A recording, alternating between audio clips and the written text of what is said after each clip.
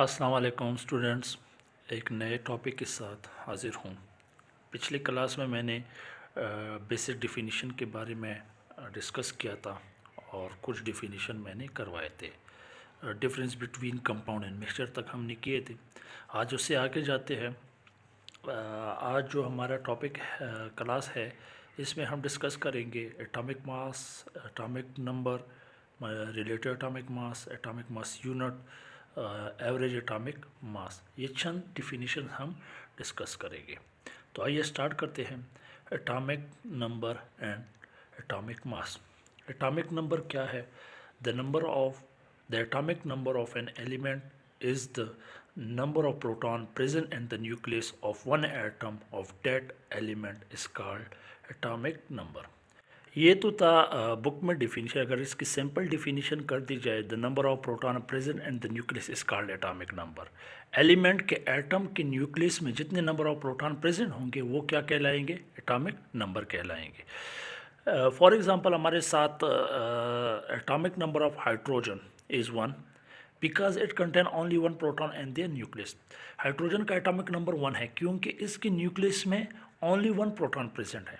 अच्छा, दूसरा है हमारे साथ atomic mass. It is also called mass number और न्यूक्लियन मास। डिफिनीशन क्या है इसकी? The mass number of an atom is equal to the sum of the number of proton and neutron present in the nucleus is called atomic mass। अगर simple definition इसकी कर दी जाए, the sum of proton and neutron present in the nucleus is called atomic mass. Nucleus में दो चीज़ें होती हैं, प्रोटॉन भी होता है और न्यूट्रॉन भी होते हैं। जितने नंबर ऑफ प्रोटॉन होते हैं वो और जितने नंबर ऑफ न्यूट्रॉन होते हैं वो आपस में कंबाइन कर ले, आपस में उनको जमा कर दे, जो भी आएगा, जो रिज़ल्ट आएगा वो क्या कहलाएगा? एटॉमिक मास कहलाया जाएगा। फॉर एग्जाम्पल हमारे साथ mass number of oxygen is 16 because it contain 8 number of proton and 8 number of neutron and their nucleus. Oxygen का एटॉमिक मास नंबर क्या है? हमारे साथ 16 है। क्योंकि इसके न्यूक्लियस में 8 नंबर ऑफ प्रोटॉन है और 8 नंबर ऑफ न्यूट्रॉन है। जब दोनों को हम आपस में जमा करते हैं, 8 + 8 इज इक्वल टू 16 आता है। तो 16 क्या हुआ? इसका एटॉमिक मास हुआ। बुक में अगर इसकी एक एग्जांपल दी गई है, atomic number, mass number and subatomic particle of carbon. Carbon atomic number 6 है, नंबर ऑफ प्रोटॉन इसमें 6 है, नंबर ऑफ इलेक्ट्रॉन इसमें 6 है। मास नंबर क्या होगा इसका? Proton plus neutron, 6 + 6 is equal to 12। This carbon can be represented by C12, ऊपर 12 and ऊपर जो 12 नज़र आ रहा है ये है एटॉमिक मास रिप्रेजेंट करता है, और नीचे जो 6 नज़र आ रहा है ये क्या है? एटॉमिक नंबर रिप्रेजेंट करता है। अच्छा, hence the number of neutron is equal to A minus Z। A is denoted by atomic number of proton यानी atomic number, नहीं atomic mass sorry, and Z is denoted by atomic number। So A minus Z means atomic mass minus atomic number। 12 minus 6 is equal to 6। इसका मतलब ये हुआ कि हमारे साथ carbon के एटम के न्यूक्लियस में 6 नंबर ऑफ प्रोटॉन हैं and 6 number of neutron present हैं।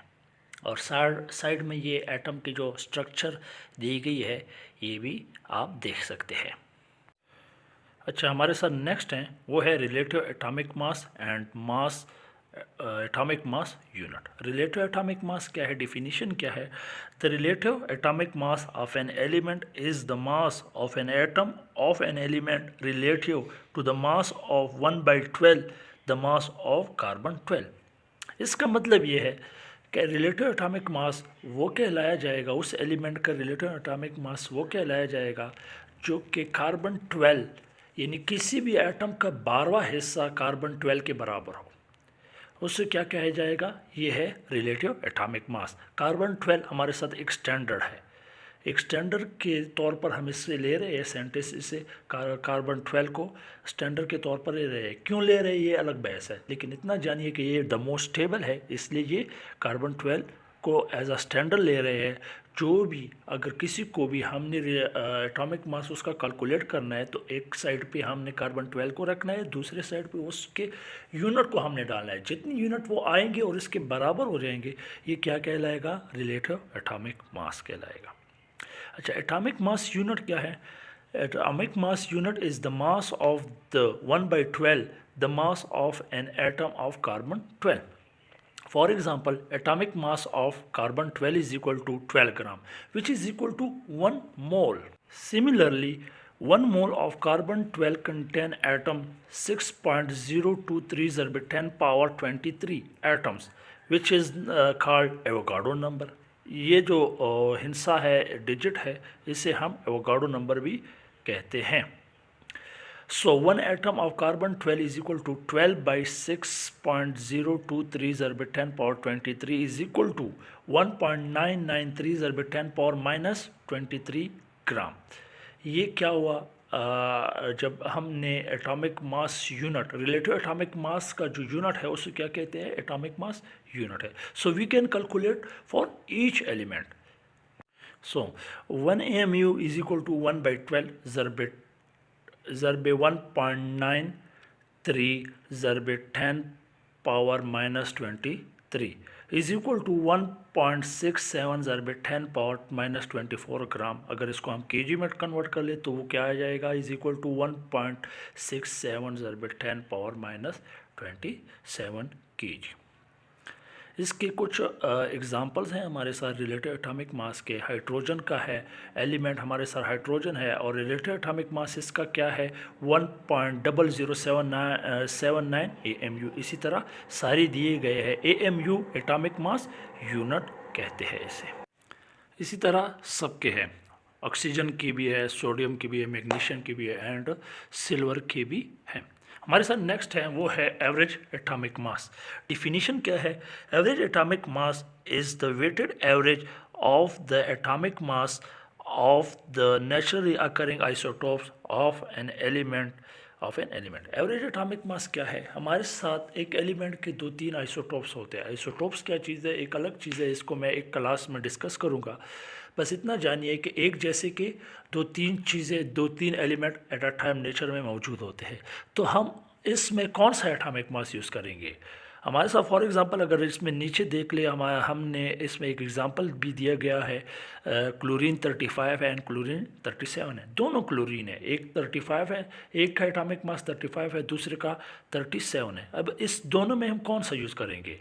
इस फॉर्मूले के तहत हम इसमें कैलकुलेशन करेंगे और एक एवरेज इन दोनों का निकालेंगे। जो आएगा एवरेज, वही क्या होगा? इसका एवरेज एटॉमिक मास कहलाएगा। और वही एवरेज एटॉमिक मास आपके साथ जो पीरियड टेबल है उसमें भी वही एवरेज एटॉमिक मास यूज़ होता है। Average atomic mass of an element can be calculated by using this formula. अगर हम ये फार्मूला इस्तेमाल करें तो हम एवरेज एटॉमिक मास कैलकुलेट कर सकते हैं। Average atomic mass is equal to atomic mass of first isotopes multiply by its percentage abundance. मतलब परसेंटेज एबंडेंस मतलब क्या है कि ये नेचर में कितना मौजूद है, कितने परसेंटेज में ये।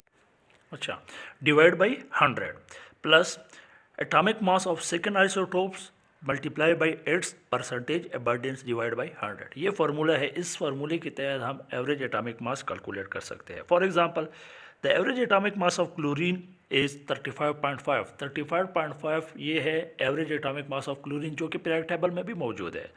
Because there are 2 isotopes, chlorine के 2 आइसोटोप्स है। One is chlorine 35 and other is chlorine 37। ये 2 आइसोटोप्स है।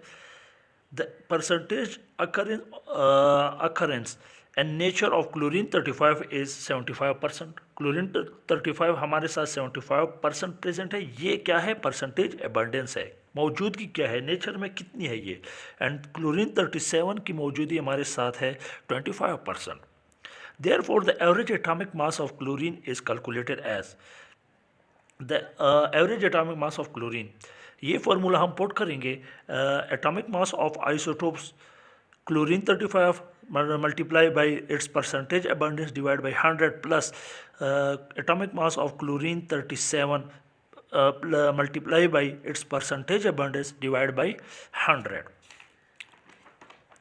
अच्छा, average atomic mass of chlorine is, हमारे साथ 0.775 कैसे आता है, पर 75% हमारे साथ अबंडेंस थी क्लोरीन 37 की, क्लोरीन 35 की सॉरी, 75 डिवाइड बाई 100 कर लेते हैं तो फ्रैक्शन आ जाता है, तो 0.75 आ जाता है, उसको मल्टीप्लाई कर दे इसी तरह 0.25 भी उसी तरह आता है।